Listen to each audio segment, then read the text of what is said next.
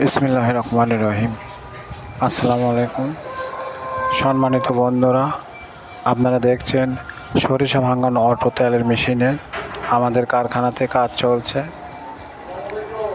এটা রং চলছে, রঙের কাজ। এটা ডেলিভারি হবে ইনশাল্লাহ।